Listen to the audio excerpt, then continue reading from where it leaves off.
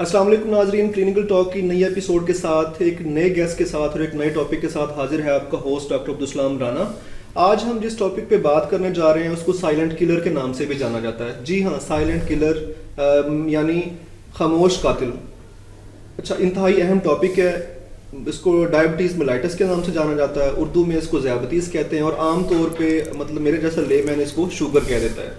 तो इसके बारे में मज़ीद डिले किए बगैर चलते हैं हमारे आज के गेस्ट की तरफ। आज के जो गेस्ट हैं, मैं सोच रहा था कि इनका इंट्रोडक्शन मैं कैसे कराऊंगा, इसमें सारा प्रोग्राम का टाइम गुजर जाएगा। माशाल्लाह से सियालकोट के और पाकिस्तान के बड़े सीनियर डॉक्टर हैं, प्रोफेसर ऑफ मेडिसिन हैं, डायबिटोलॉजिस्ट हैं। आपने पंजाब मेडिकल कॉलेज से MBBS की डिग्री हासिल की, उसके बाद CPSP से FCPS किया और आपने मुख्तलिफ इंस्टीट्यूशंस में, जिनमें निश्तर मेडिकल कॉलेज है, लाहौर जनरल हॉस्पिटल लाहौर है, सरदार बेगम टीचिंग हॉस्पिटल सियालकोट है, अल्लामा इकबाल टीचिंग हॉस्पिटल सियालकोट है, ख्वाजा सफदर मेडिकल कॉलेज सियालकोट, और आजकल आप जो है ना मेडिसिन के शोबा से वाबस्ता हैं इमरान रीस टीचिंग हॉस्पिटल में, इदरीस हॉस्पिटल में और सियालकोट मेडिकल कॉलेज में। तो आज हमारे साथ मौजूद हैं professor doctor Saleh, professor of medicine. आइए गुफ्तगू का आगाज़ करते हैं। अस्सलाम वालेकुम सर, वेलकम टू शो। मेहरबानी, वालेकुम सलाम। अच्छा सर, बातों का सिलसिला शुरू करते हैं मज़ीद ताख़ीर किए बगैर। मेरे पास आज आपके लिए तो मुश्किल नहीं है, मेरे लिए बहुत मुश्किल थे सवाल, और आम लोगों के लिए बड़ा इंफॉर्मेटिव सेशन होगा इंशाल्लाह। तो डायबिटीज़ मेलाइटिस पे, ज़ियाबतीस पे बात करते हैं। सर, बेसिकली ज़ियाबतीस है क्या, मतलब आप किस तरह इसको बताएंगे एक लेमैन को? ज़ियाबतीस, जैसे आपने पहले फरमाया कि ये इसको डायबिटीज़ मेलाइटिस कहते हैं, शुगर भी कहते हैं, इस तरह के इसकी मतलब एक मुख्तलिफ नाम लोग देते हैं। डायबिटीज़ मेलाइटिस इंग्लिश का जो मेडिकल टर्म है, तो ये अल्लाह ताला ने जब हम खाता है बंदा इंसान, तो वो जो कुछ खाता है वो शुगर में तब्दील हो जाता है। अल्लाह ने निज़ाम ऐसा बना दिया हुआ है को ग्लूकोज बन जाता है। और ग्लूकोज जो खून है ना, वो 200 मिलीग्राम पर डेसीलीटर से बढ़ती नहीं है नॉर्मली हालात में। अगर इससे बढ़े तो वो एक कंपाउंड है जिसका नाम इंसुलिन है, लोगों ने भी सुना होगा। तो इंसुलिन पैंक्रियास से, बीटा सेल से रिलीज़ होती है, तो इसको मैनेज करती है, इसको ऊपर नहीं आने देती। अगर ये एक बहुत कम लेवल हो जाए, जैसे आपने फास्टिंग किया है, 2-3 दिन खाना नहीं किसी ने खाया, सफ़र में है, या इस तरह के मामले स्टारवेशन में हो, फिर दूसरा कंपाउंड आता है जिसका नाम है ग्लूकागान। वो इसके लेवल को अबव करता है, जो कि बॉडी जो है ना उसकी ग्लूकोज की जो डिमांड है, अल्टीमेटली जो डाइट हम खाते हैं ग्लूकोज में कन्वर्ट होती है और हर हेल्थ सेल इसको मेटाबलाइज करता है अपने एनर्जी के लिए, तो अपने नॉर्मल फंक्शन मेंटेन होती है।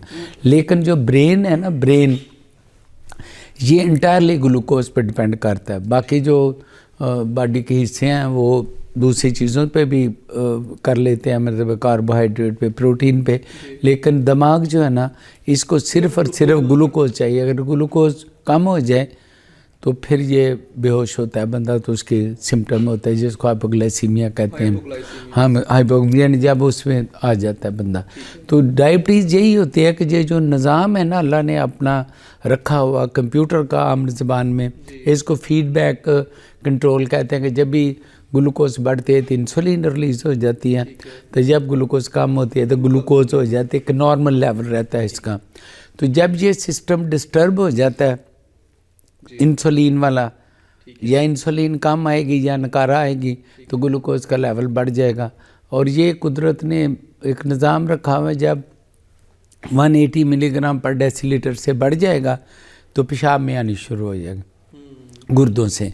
तो जब पेशाब में आएगी तो ये समझो कि एक गाढ़ा ग्लूकोज का शरबत मतलब रिलीज़ हो रहा है, हाँ, जिस्म से ज़ाया भी हो रही है एनर्जी, और दूसरा एक गाढ़ा शरबत जा रहा है, तो अपने साथ पानी को लेकर जाएगा। तो मरीज़ को जो है ना पोलीयूरिया होगा, यानी कि पेशाब ज़्यादा आएगा। जब ये एनर्जी ज़्यादा होगी, जब पेशाब ज़्यादा आएगा तो उसको प्यास ज़्यादा लगेगी। जब उसकी एनर्जी ज़ाया हो रही होती है तो भूख ज़्यादा लगेगी। जब एनर्जी ज़ाया हो रही है तो वेस्टेड हो जाएगा बंदा। तो यही डायबिटीज़ होती है कि उसका ग्लूकोज का जो ऑटोमेटिक निज़ाम है वो किसी तरह काम नहीं करता।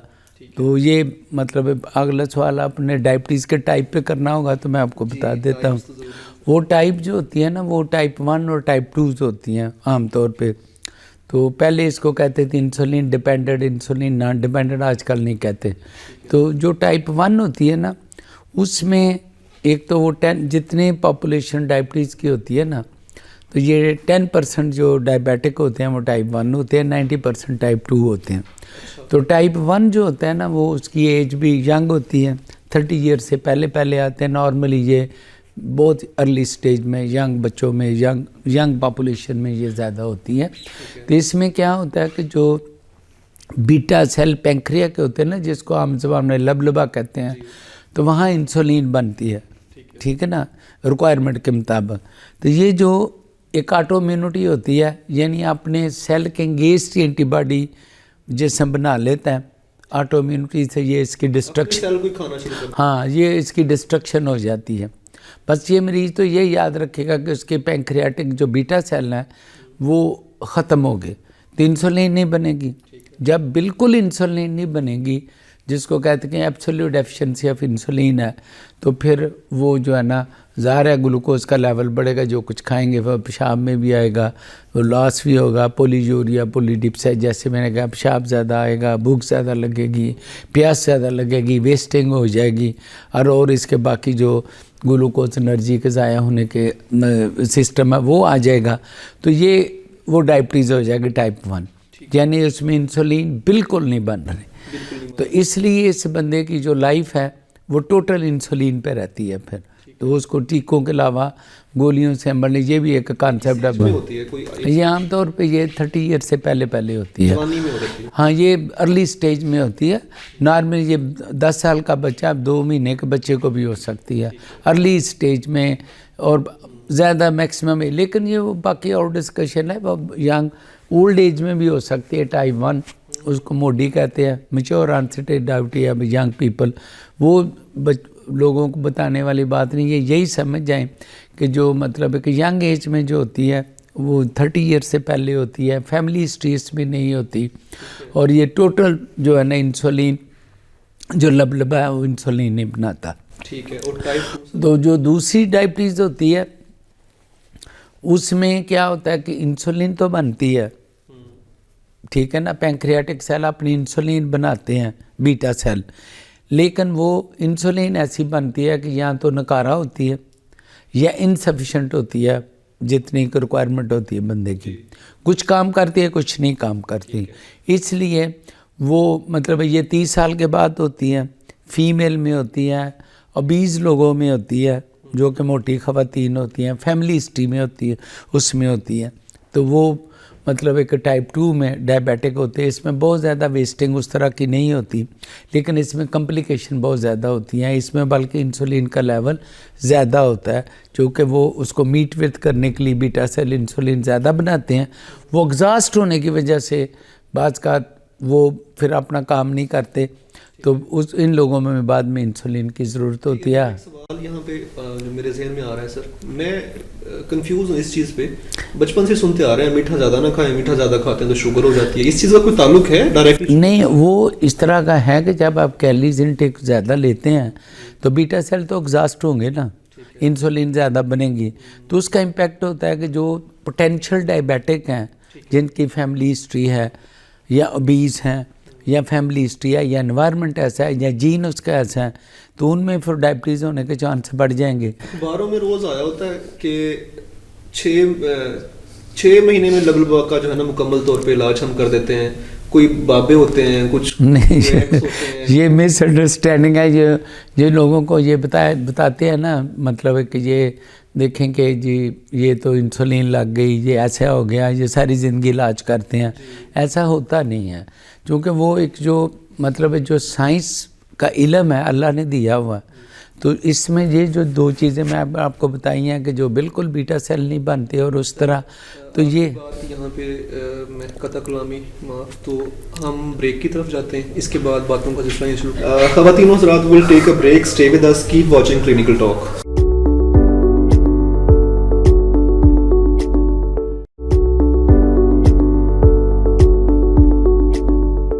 वेलकम बैक नाजरीन।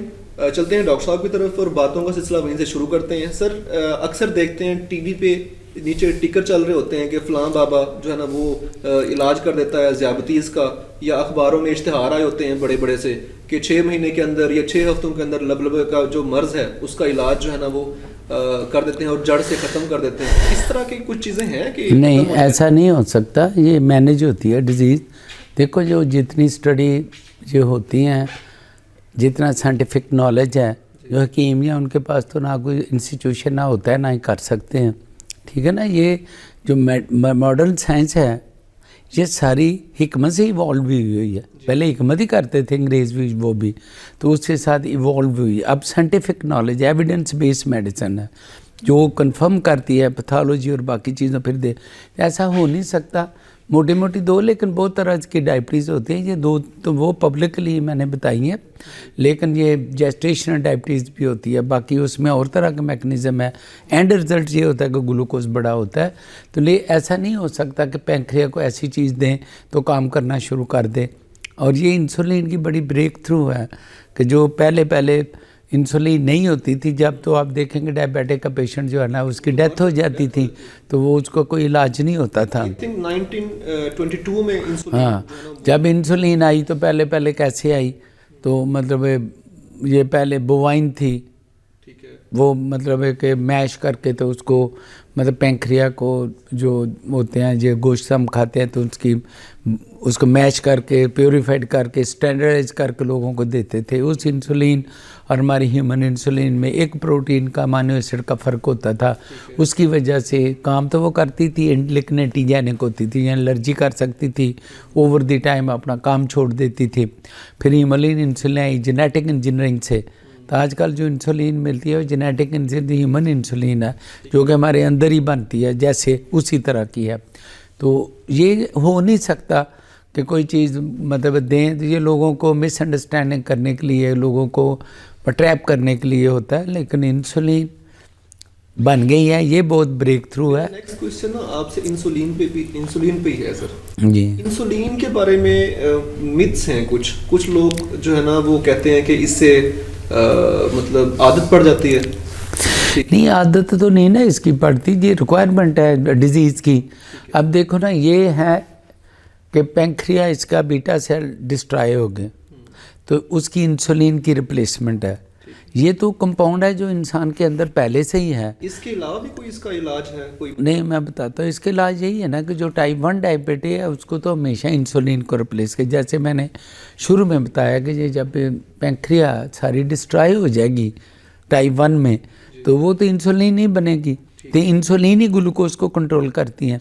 तो जब वो नहीं बनेगी तो सारे इंसुलिन देते हैं, वो सब कुटेनियस टीका जो जिल्द के नीचे टीका लगाते हैं, तो उससे वो फिर उसकी मतलब जितनी रिक्वायरमेंट है वो मिल जाती है, तो वो उससे मैनेज होना शुरू हो जाते हैं। इससे रिलेटेड मेरे पास एक क्वेश्चन है। हमारे एक व्यूअर हैं ख्वाजा अफजाल साहब, उन्होंने हमसे ये सवाल किया जब उन्हें पता चला कि हमारा नेक्स्ट शो होने जा रहा है डायबिटीज़ पे। उन्होंने कहा कि मैं डायबिटीज़ का पेशेंट हूँ, जब मैं इंसुलिन इंजेक्ट करता हूँ तो जहाँ पे जो जगह है जहाँ पे इंसुलिन इंजेक्ट होती है वहाँ पे दाना सा बन जाता है और मुझे लगता है कि वो कुछ बाहर आ रही है इंसुलिन। नहीं, ऐसा होता है कि जब इंसुलिन लगाते हैं ना अफजाल साहब, उसको जिल्द के नीचे लगाते हैं। वो जो उसकी सिरिंज है उसको इतना डीप करना है जिल्द के नीचे चली जाए, इतनी डीप ना जाए कि इंट्रामस्कुलर लग जाए, जिल्द के नीचे लगानी है। और थोड़ी देर उसको मतलब इंजेक्ट करके पीर्स करके थोड़ी देर रखना है, इंजेक्ट बाद में करना, ठीक है ना। और दूसरी ये होता है कि उसको रख के जब आप स्किन के अंदर लगेगी वो ब्लैब बन जाएगा ऊपर, स्किन के नीचे लगेगी तो ब्लैब नहीं बनेगा, ना ही वापस आएगी। मेरा नेक्स्ट क्वेश्चन आपसे ये है कि सर साइन सिम्टम्स क्या हैं और इसकी कॉम्प्लिकेशंस क्या आती हैं डायबिटीज़ की? तो यही होता है ना, मैं पहले बता रहा था, पहले एक सवाल आपने किया था, जो टाइप 2 डायबिटीज़ होती है ना, फिर उसको ओरल हाइपोग्लाइसीमिक एजेंट हैं जिनमें गोलियों पे जो कंट्रोल कर, वो मुख्तलिफ क्लासेस हैं, तो उनको देते हैं। जब वो भी टाइप 2 एग्जॉस्ट हो जाते हैं बीटा सेल, उनको भी इंसुलिन पर डालना पड़ता है। इंसुलिन अच्छा कंट्रोल करती है। आजकल ये कहते हैं कि जल्दी इंसुलिन पर डालें, हमारे लोग डलते नहीं, जिनको ज़रूरत है, तो फिर हमें मसाइल पैदा होते हैं, उसकी कॉम्प्लिकेशन होती हैं। दूसरी आपने साइन सिम्टम पूछे, मैंने कॉम्प्लिकेशंस कहाँ कौन से? और ये जो होती है ना इसकी कॉम्प्लिकेशन, ये जो कि डायबिटीज़ एक ऐसा बीमारी है जो सर से लेकर पाँव के नाखून तक जो हमारा सिस्टम है ना, सबको डिस्टर्ब करती है, सब पे इसका असर होता है। सबसे ज़्यादा आँखों पे होता है। आँखों की मुख्तलिफ़ तरीके से इसका होता है कि कैटरेक्ट जल्दी आ जाता है, जिसको मोतियाब कहते हैं। फिर विजन इसकी वजह से ख़राब होती है। फिर इसकी हेमरेज होती है अंदर। फिर इसकी रेटिना जो है ना, सबसे इम्पॉर्टेंट होती है कि रेटिना जहाँ आपका पर्दा बनता है, रेटिना उसको कहते हैं, वहाँ ये डैमेज होना शुरू होती है। एक बैकग्राउंड रेटिनोपैथी होती है, दूसरी प्रोलिफरेटिव रेटिनोपैथी होती है, जिसमें खून की नालियाँ जो है ना, उनकी ग्रोथ ज़्यादा होती है। मोटी सी बात ये होती है। तो जब प्रोलिफरेटिव रेटिनोपैथी होती है ना, अगर वो जहाँ इमेज बनता है वहाँ बन जाए, बंदा ब्लाइंड हो जाता है। तो आपको सुन के ये हैरानगी होगी, जितने लोग ब्लाइंड हैं पूरी दुनिया में, जो डिज़ीज़ की वजह से होते हैं, उसकी टॉप मोस्ट काज जो है ना आजकल भी डायबिटीज़ है। तो डायबिटीज़ को इतना इम्पॉर्टेंट है कंट्रोल करना, और इसको मतलब है कि अच्छा कंट्रोल करना। तो ये बहुत बड़ा एक दुनिया में ट्रायल है, DTCT, diabetes and complication control trial. तो जो उन्होंने बिल्कुल अच्छा कंट्रोल किया, कुछ पैरामीटर बना के, उनमें कॉम्प्लिकेशन बहुत कम थी। तो जिनमें अनकंट्रोल रखी तो उनमें कॉम्प्लिकेशन बहुत ज़्यादा हो गई, बल्कि ट्रायल को ख़त्म कर दिया गया। तो जिनको मतलब अनकंट्रोल रखा हुआ, तो उसमें मतलब बहुत ज़्यादा कॉम्प्लिकेशन डेवलप हो गई। तो रेटिनोपैथी भी, बाकी भी। तो ये इस तरह करती है उसको और रेटिना डिटैच कर देती है, अर्ली कैटरेक्ट होती है, हेमरेज होता है। तो इस तरह करती है, हार्ट को करती है, ये वाइटल आर्गन है, इसको कई तरीके से करती है। ब्लड प्रेशर करती है, इंडायरेक्ट हार्ट डैमेज होता है। खून की नालियों में एथेरोस्क्लेरोसिस होता है, यानी खून की नालियों को डायमीटर कम हो जाता है, तो हार्ट अटैक उसकी वजह से होता है। क्लॉट, हाँ, उसकी वजह से अब खून की सप्लाई कम हो जाएगी जितनी चाहिए, तो वही वजह होती है ना हार्ट अटैक की। इसी तरह इसके पट्टे कमज़ोर हो जाता है, जिसको मायोपैथी कहते हैं, पट्टों की पावर कम हो जाती है, ब्लड इंजेक्ट नहीं होता। तो डायलेटेड कार्डियोमायोपैथी करती है, sugar, heart, ischaemic heart disease करती है, ब्लड प्रेशर करती है। इसी तरह जो गुर्दे हैं, तो इनको बहुत ज़्यादा मुख्तलिफ़ तरीके से ये डैमेज करती है। तो इसकी मॉनिटरिंग भी हम जब कंट्रोल करते हैं करती है। दूसरी कॉम्प्लिकेशन इसको ऐसे करते हैं कि मैक्रोवैसल, यानी बड़ी खून की नालियाँ और छोटी खून की नालियाँ। छोटी खून की नालियाँ क्या हैं? गुर्दों में और रेटिना में। बड़ी क्या है? पाँव में, हार्ट में, इस्कीमिक हार्ट डिजीज़, हार्ट मतलब इस्कीमिक हार्ट डिजीज़, या जैसे मैंने बताया, इसी तरह फॉलेज जल्दी हो जाता है। इसी तरह अगर पाँव की खून की नाली जो कम हो गई है, तो इस्कीमिक अल्सर बनते हैं। और कई दफ़ा आपने सुना होगा कि जो शुगर की वजह से ज़ख्म ठीक नहीं हो रहा था, फिर उसकी टांग काटनी पड़ी। तो पूरी दुनिया में जो इसकी एम्पुटेशन होती है टांग को काटने की, तो इसकी भी बहुत बड़ी वजह यही है। इसी तरह गुर्दे जो हैं, जो फेल होते हैं, डायलिसिस होता है, तो इसकी भी बहुत बड़ी दुनिया में यही वजह है। और हार्ट के अटैक की भी बहुत बड़ी वजह जो है ना, डायबिटीज़ मेलाइटिस है, सिगरेट स्मोकिंग, डायबिटीज़ और कोलेस्ट्रॉल का ज़्यादा होना। तो ये 3-4 चीज़ें हार्ट की तरफ। तो इसमें जो बेसिक चीज़ है, वो डायबिटीज़ एक बहुत बड़ा रोल है। तो इन चीज़ों से आप बच सकते हैं अपना लाइफस्टाइल सही करने से। ये जो है ना डायबिटीज़, ये भी सुन के हैरान हो कि ये प्रिवेंटेबल डिजीज़ है। अगर आप बंदा अपने डाइट का ख्याल रखे, कैलोरीज इनटेक का ख्याल रखे, वॉक करें, ऐसी खुराक से परहेज़ करें जिससे शुगर बढ़ती है, तो जो अगर जिसको जो पोटेंशियल डायबिटिक होते हैं, जिनको डायबिटीज़ होने का ख़तरा होता है, वो वापस नॉर्मल हो जाते हैं। अगर वो इसका ख्याल ना करे तो डायबिटीज़ के ग्रुप में शामिल हो जाता है। तो ये पब्लिक को मैसेज है कि आप इसको अपनी वॉक करना, डाइट का ख्याल रखना, और अपना चेकअप डॉक्टर से कराते रहना, फिजिशियन से, 1 ईयर तो एटलीस्ट। तो इससे आपके मामला कई तरह सही हो जाते हैं। नेक्स्ट क्वेश्चन करेंगे सर एक ब्रेक के बाद। नाजरीन, चलते हैं एक ब्रेक की तरफ, देखते रहिए क्लिनिकल टॉक।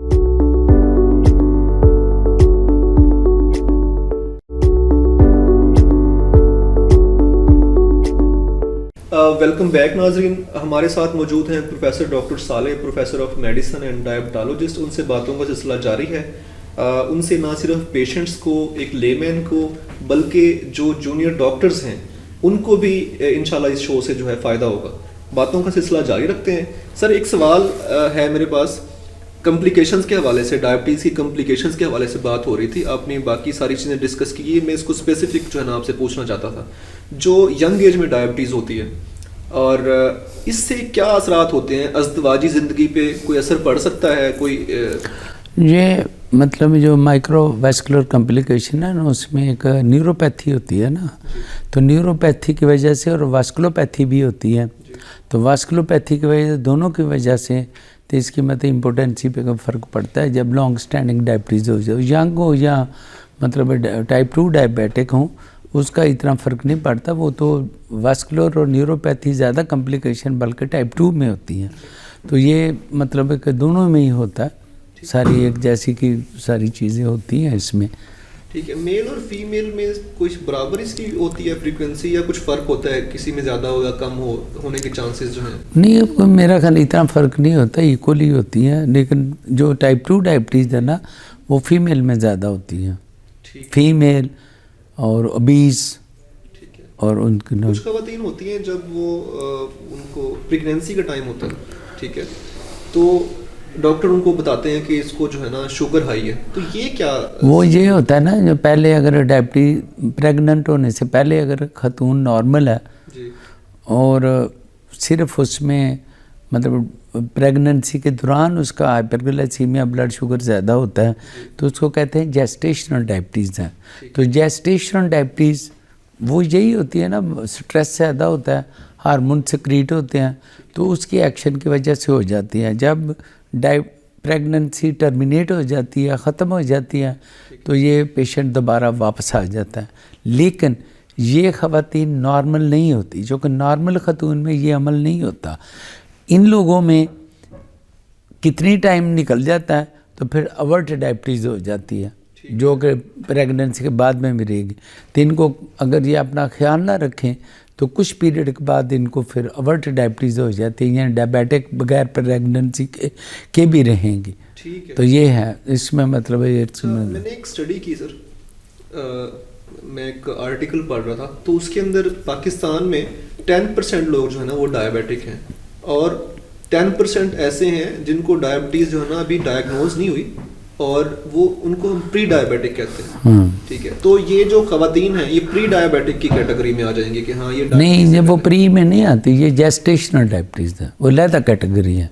प्री डायबिटिक वो होते हैं कि डायबिटीज़ का एक क्राइटेरिया, अगर फास्टिंग ब्लड ग्लूकोज किसी का 126 से ज़्यादा या इससे इतना या इससे ज़्यादा हो तो फास्टिंग वो डायबिटीज़ का एक है, और 2 घंटे के बाद अगर उसका ब्लड शुगर लेवल 200 से ज़्यादा हो तो वो डायबिटिक है। ठीक है ना। नॉर्मल क्या होता है? 100 मिलीग्राम, ठीक है ना, ये नॉर्मल है। मैं आपसे ना सवाल करना चाह रहा था यही वाला हमारे यंग डॉक्टर्स के लिए। ये देखो ना, नॉर्मल 100 मिलीग्राम पर फास्टिंग, यही है ना। नॉर्मल जो है ना ब्लड शुगर 100 है, और डायबिटिक 126 से ज़्यादा है। अगर अब 110 और 126 के दरमियान है, ये नॉर्मल भी नहीं, डायबिटिक भी नहीं, तो ये इसको कहते हैं पेयर ग्लूकोज फास्टिंग। तो ये प्री डायबिटिक होते हैं कि जो कि अगर आप लाइफस्टाइल बदलें, ठीक करें तो वापस आ जाएंगे, वरना जो दूसरी तरह। और इसी तरह नॉर्मल ब्लड शुगर जो है 140 है, और डायबिटिक जो है ना वो 180 से ज़्यादा है, या मैं 200 कह दिया था राउंड फिगर में, ये ज़्यादा है। ठीक है, हाँ, खाना खाने के बाद 2 घंटे बाद। तो वो अगर इसके दरमियान है 140 और 200 के दरमियान, तो अम्पेयर ग्लूकोज पोस्ट प्रेंडियल ज़्यादा है, अम्पेयर्ड है, तो ये प्री डायबिटिक होते हैं। तो अगर डायबिटिक और नॉर्मल के दरमियान हो, नॉर्मल उससे कम होता है, तो इसलिए। और HbA1c 5.6 होता है, 6.5 से ज़्यादा हो तो डायबिटिक होते हैं। ये भी क्राइटेरिया होता है इसको करने के लिए। वो तो डॉक्टर के लिए है ना, बाकी डॉक्टर को पता है सबको, लेकिन यंग डॉक्टर को भी पता है सारी चीज़ों का, ये नहीं बात। लेकिन ये है कि जो मतलब डॉक्टर जो ये ऐसी कॉमन डिजीज़ है, हर डॉक्टर इसको अच्छी तरह समझता है, सिर्फ डॉक्टर के पास लोग जाते नहीं हैं, यंग डॉक्टर भी इसको बहुत अच्छी तरह सही मायनों में समझते हैं। डायबिटीज़ है क्या, कैसे मैनेज करना है, कैसे डायग्नोज करना है, ये पब्लिक को सिर्फ समझना है कि हमने मैनेज करना है, लाइफस्टाइल को कैसे चेंज करना है, इसको कंट्रोल कैसे करना है, और डॉक्टर के साथ करीबी रब्ता रखना। अच्छा, मेरा लास्ट क्वेश्चन आपसे ये है कि इसकी सर कंप्लीट मैनेजमेंट उसके बारे में ज़रा देखो ना, जैसे जब हम ट्रीट करते हैं ना, डॉक्टर सबसे पहले वो देखता है कि जो टाइप ऑफ डायबिटीज़ क्या है, टाइप 1 है या टाइप 2 है, जेस्टेशनल है, टाइप 1 है, टाइप 2 है। कुछ एंडोक्राइनल डिजीज़ भी होती हैं, थायरोटॉक्सिकोसिस है फॉर एग्जांपल, तो एक्रोमेगैली है, उसमें भी डायबिटीज़ होती है, ठीक है ना। तो इस तरह इसकी क्लासिफिकेशन है। मोटी ये है टाइप 1 टाइप 2 कि आप किसको ट्रीट करने। अगर टाइप 1 है, ठीक है ना, तो टाइप 1 में आपने डायग्नोज कर ली, 30 ईयर्स एज है, एज होती है, उसमें एंटीबॉडीज़ कुछ होती हैं जो कि टाइप 2 में नहीं होती, ठीक है ना, गैड और कुछ और होती हैं। तो आपने सारा कर लिया, टाइप 1 है तो इंसुलिन पे कंट्रोल होगा, इंसुलिन सारी ज़िंदगी रहेगी, तो उसी पे मैनेज होना, ठीक है ना। बाकी उसका कोलेस्ट्रॉल, ब्लड प्रेशर भी डायबिटिक पेशेंट का हमने देखना होता है, कोलेस्ट्रॉल को कंट्रोल रखना है। बाकी जो उसकी कॉम्प्लिकेशन जो होती हैं, आई स्पेशलिस्ट से रेटिनोपैथी के बारे में पूछते रहते हैं, नेफ्रोलॉजिस्ट भी इन्वॉल्व होता है ना, अब खुद से फिजिशियन देखता रहता है कि कोई इसमें किडनी पे कोई प्रॉब्लम तो नहीं है, तो उसको सारा डाइट प्लस इंसुलिन, ये इसके डाइट की मॉडिफिकेशन, वॉक, एक्सरसाइज, और ये इसका होता है। जो टाइप 2 होता है, ये मुख्तसर ज़रा बता रहा हूँ, टाइप 2 जो होता है ना, वो हम इनिशियल स्टेज में ओरल हाइपोग्लाइसीमिक गोलियों पे हाइपोग्लाइसीमिक एजेंट जो होते हैं वो मुख्तलिफ होते हैं, ग्लूकोफेज या डाइनेला, मुख्तलिफ ग्रुप है। तो कौन सा भी ग्रुप उसके मुताबिक, गाइडलाइन के मुताबिक डॉक्टर जो है ना उसको शुरू कर लेते हैं। तो उसको टारगेट आपने वो रखने हैं कि जो नॉर्मल फास्टिंग 2 घंटे के बाद HbA1c और कॉम्प्लिकेशन की मॉनिटरिंग, तो ये ज़रूरी है। तो लाइफस्टाइल दोनों में उस तरह ही ज़रूरी है, तो वॉक करना, डाइट का ख्याल रखना, फिर दवाइयों पर रखना, टारगेट अचीव करना, ब्लड प्रेशर का और बाकी चीज़ों का मेंटेन रखना। तो जो टाइप 2 डायबिटिक होते हैं ना, उनको भी किसी स्टेज में इंसुलिन की ज़रूरत होती है। बल्कि आजकल कहते हैं कि अर्ली इंसुलाइजेशन करें टाइप 2 में, तो उसमें बीटा सेल की एग्जॉस्टेशन से बंदा बचता है और कॉम्प्लिकेशन कम होती है। ये बहुत ज़्यादा ट्रायल हो चुके हैं, तो लोग डरते हैं। तो कम से कम इस जो मीटिंग है इसका ये समझें कि जो है ना, इंसुलिन से डरना नहीं, ये लाइफ एक्सटेंड करती है, कॉम्प्लिकेशन कम करती है, नॉर्मल लाइफ बंदा डायबिटिक अपना गुजारता है।